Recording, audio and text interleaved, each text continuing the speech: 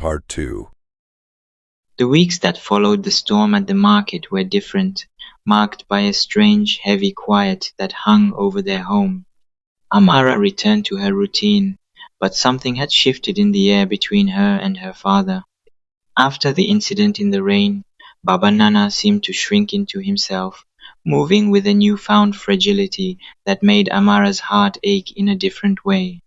He no longer spent his days wandering from bar to bar with the same reckless energy. Instead, he spent long hours sitting on their wooden stool, staring at the wall or watching the sunset with eyes that seemed to be looking at a past he could never return to. Amara continued her work, selling her snacks at the roadside every morning, but she began to notice that her father was waiting for her at the door when she returned in the evening. He didn't speak much, but he would sometimes hold the basin for her, his hands trembling, or move the chair so she could sit down. It was a silent, clumsy apology, one that didn't erase the years of pain, but it was a bridge being built where there had previously been only a chasm. One Tuesday, as Amara was preparing her moin moin for the next day, her father stood up and walked over to the kitchen corner. He reached into a small, dusty box that had sat untouched for years, a box he had once told her held the dreams he had failed to chase. He pulled out a worn, leather-bound notebook and a fountain pen that had long ago lost its ink, but he held them with a tenderness that caught Amara's breath. He looked at her, his face lined with the deep tracks of his sorrow, and finally he spoke. He didn't offer excuses or blame the world for his failures. He simply told her that he was sorry. He apologized for every morning she had spent looking for him, for every laugh she had endured because of him, and for the childhood she had traded to become his caregiver. The words were simple, but they carried the weight of a decade, and as he spoke, the resentment that Amara had carried in the deepest, coldest part of her heart began to thaw. She realized that she had been fighting to save him, but he had been fighting a losing battle against his own demons, and in that moment of confession, the shame that had followed her to school began to lose its power. The impact of this change in her father rippled through every part of Amara's life. Her schoolwork, which had been a chore of necessity, started to feel like a window into a brighter future. She began to excel in her subjects, finding a focus and clarity that she had never known before, fueled by the desire to show her father that his daughter was worth the hope he had finally reclaimed.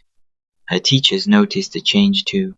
The principal, who had once been so harsh about her late fees, now stopped by her stall to ask about her progress.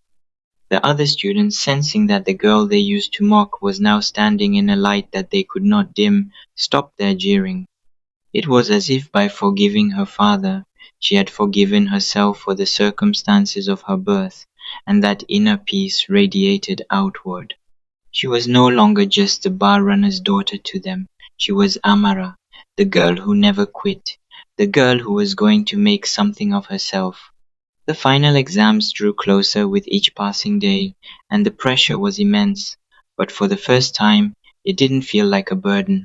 It felt like a challenge she was finally ready to face.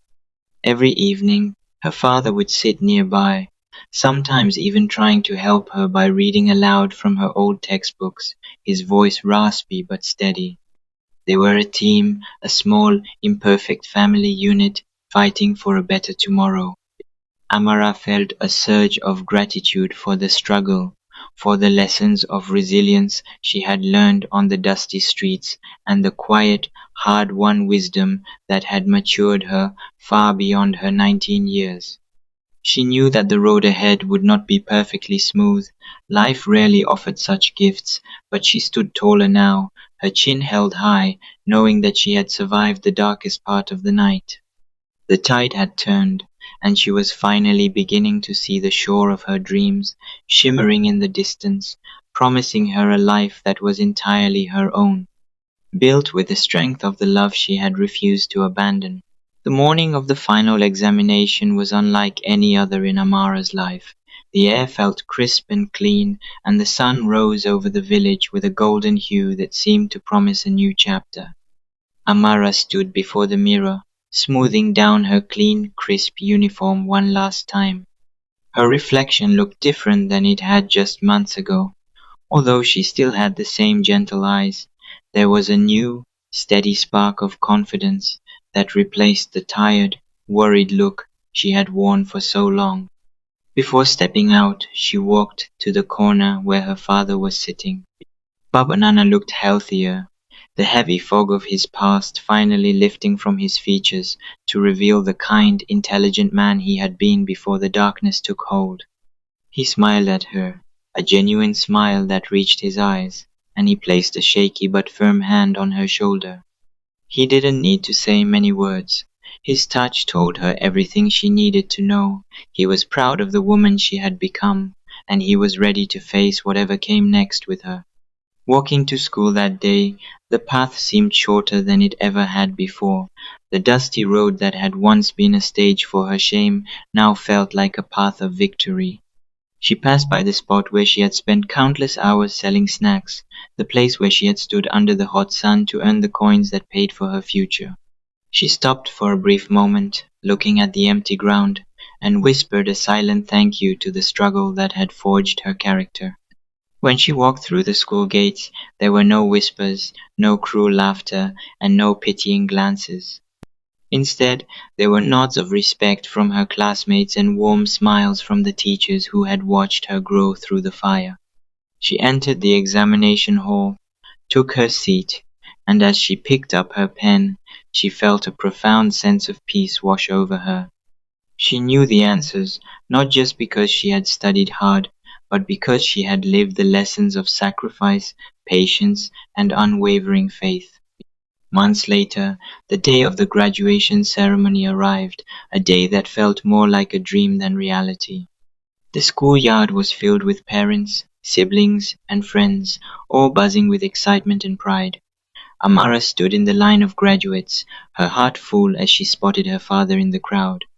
He was dressed in his best shirt, standing tall and clean, his eyes fixed on her with an intensity that showed how much she meant to him.